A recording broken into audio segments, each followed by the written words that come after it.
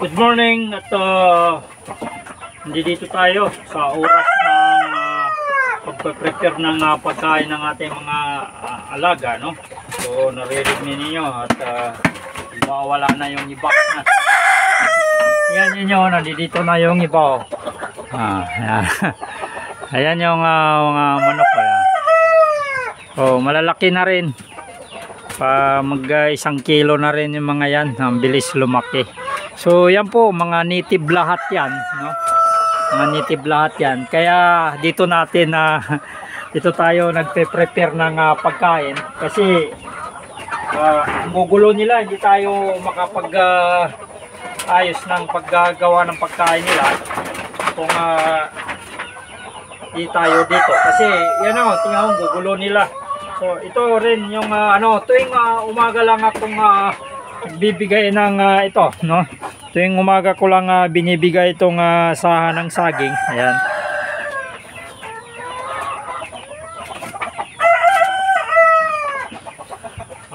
Tuwing umaga lang tayo nagbibigay nito sa hapon. So siyempre busy na tayo. Ito ay prepare ko na madaling araw, no? Kaya nakakagawa tayo ng ganito dahil matagal ang proseso nito. Mano-mano natin tinatagtad, no? Sa hapon busy na tayo kaya hindi na tayo nakakapag-tagtad nito. So ito pa rin yung ating binibigay tuwing umaga. At yung breeder ko, binibigyan ko rin ito konti lang. So ito na yung hinahaluan ko ng rice bran. So yan. Tapos imimix natin. Ito na rin tayo kumukuha ng pagkain ng breeder.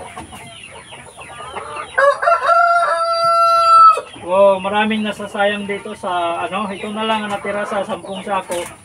Maraming nasasayang dahil nabutas pala sa ilalim ng daga, no? Tinira ng daga sa ilalim. So, ito na. I-mix natin, i-sure natin na ma-mix natin may git, no?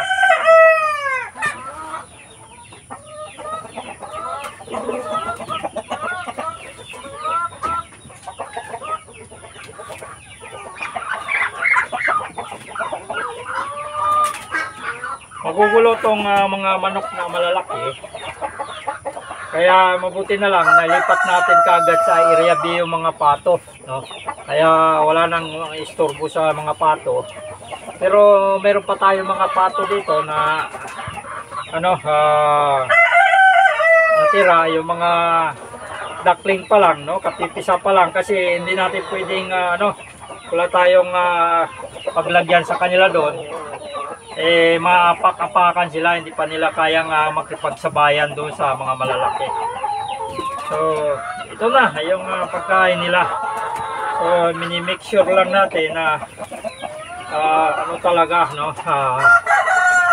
mahalo masyado, no? Kasi tapos dito na tayo kukuha ng lalagyan natin ng coating feeds para ibigay sa mga alaga nating breeder. So ito na yung kunin natin yan. So ito na yung sa breeder.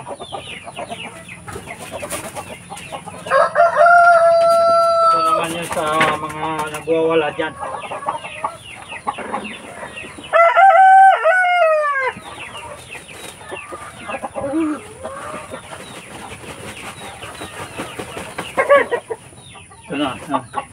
Ito na siya. Hindi ko na ganong binabasa kasi basa rin yung saging. Kaya ito yung lalagyan natin ng feeds. Kahit pa paano kasi para kahit pa paano meron silang ganito. Kunti na lang yung feeds natin. So kailangan makapag deliver tayo na naman ang pambili nila ng pigs. So ganun po yung araw-araw na ginagawa natin. Kaya nito, mini-make sure natin na ano talaga, mahalo dahil kung hindi natin mahalo masyado, baka maiipon yung pigs. Yung iba, pigs lang na nakakain, yung iba, puro barak lang. Kaya make sure natin.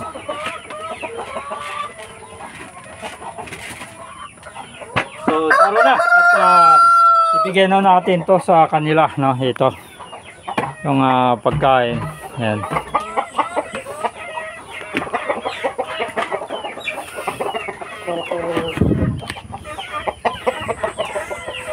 So ito na lang yung natitira, no? Yan.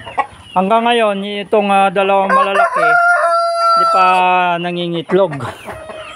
So bibigyan na natin to ng pagkain itong ating mga breeder, yung decal brown. So walang nagkakamera sa atin, no? Kailangan natin pagtiyagaan, no? Mabuti kung nakakapag-edit tayo. Ito hindi natin na-edit na.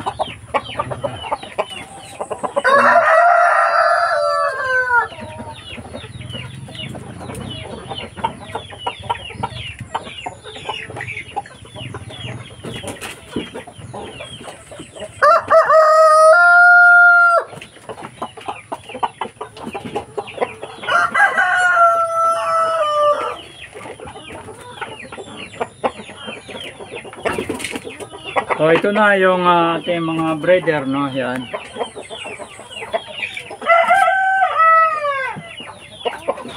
Ayun, wala pa tayong itlog, no? Pero hindi pa rin nagbabago yung ano na ito, hindi pa nagbabago itong manok natin. 100% pa rin, araw-araw nakakakuha tayo ng 4 na piraso. Pero yung mga ibang mga manok ko, so minsan tatatlo, dalawa lang yung binibigay sa atin na itlog. So mahina, no? Mahina yung production nila. Ito maganda yung ano nito. Masyadong maamoy, ano. Ay, magagalit yung lalaki. So punta na tayo doon sa kabila. Magagalit na yung lalaki.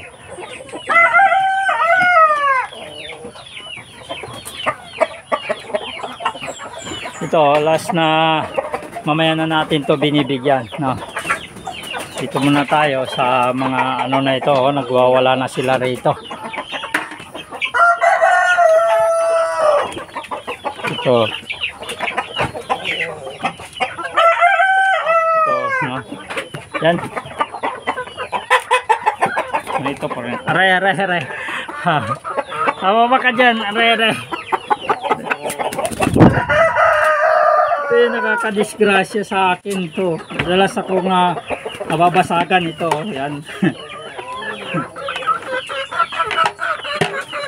Madalas nababasag yung itlog sa kanya. Dahil tumatalon. Ito. Ito na sila.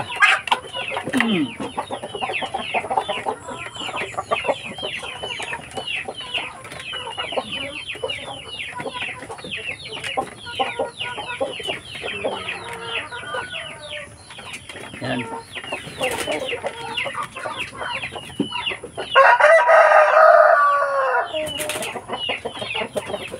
So, wala pa tayong itlog talaga na nakukuha, no? Ni isa. Yan. Ano sila, oh.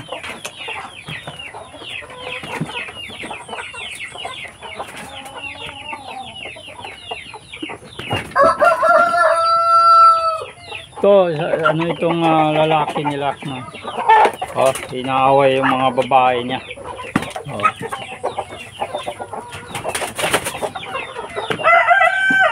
Hindi nakakaporma yung mga babae, oh. Oh, tinutukan niya. Huwag kayong papasok dyan. Pinaghalo-halo ko na rin dito, no, yung ito yung mga dumalaga ko, malapit na ring mangitlog to. Yan, oh. Salbahe itong ano na ito eh. Paano makakain na maayos eh. Tinutukan niya. Gusto niyang ano, yan yung ano, lalaki ko. So dito sa lugar na ito, takin mo, 6 sila dito. Dadalawa pa lang yung nangingitlog dito.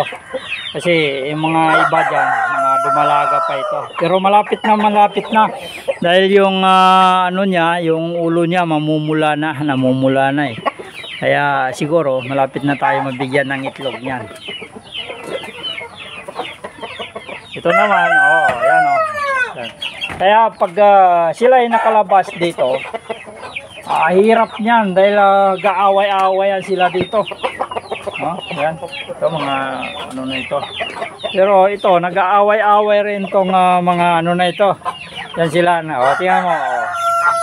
Oh, nagkakaano na naman to dito. Oh, nag-aaway na sila. Ito mahirap sa mga barako. Yan oh. Tapos yung babae nila, yan, dadalawa pa lang. Didiskitaan ito na lang. Naglilim-lim tong pato na ito, kaya nandito pa. Oh, mamaya na natin sila bibigyan. At